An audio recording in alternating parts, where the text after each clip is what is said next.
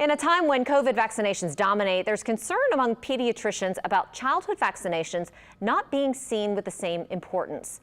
As Mike McDaniel explains, doctors fear a drop in vaccination rates could lead to another problem: outbreaks of preventable disease.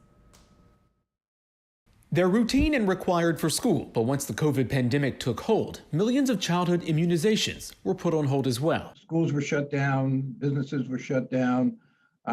People were being asked to really minimize contact.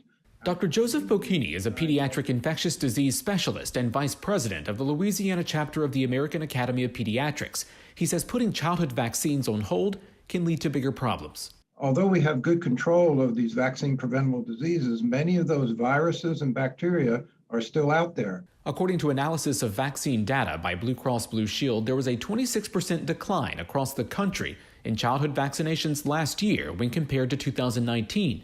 COVID fears and restrictions were big parts of the reason why. The fear is that our vaccine-preventable diseases will make a resurgence. Dr. Tanya Fitz says that means potential outbreaks of diseases like measles, mumps, and rubella.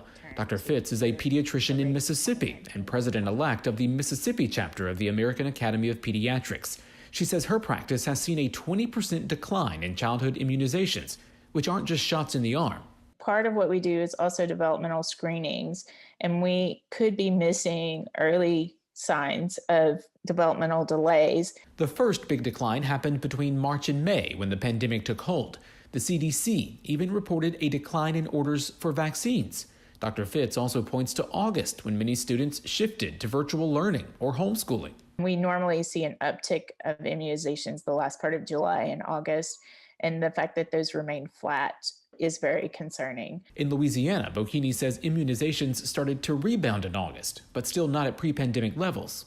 We need not to stop right now. We need to keep going. We need to make sure that families understand the importance of getting vaccinated on time for children. On time and in a time when vaccinations are crucial. Mike McDaniel, Eyewitness News.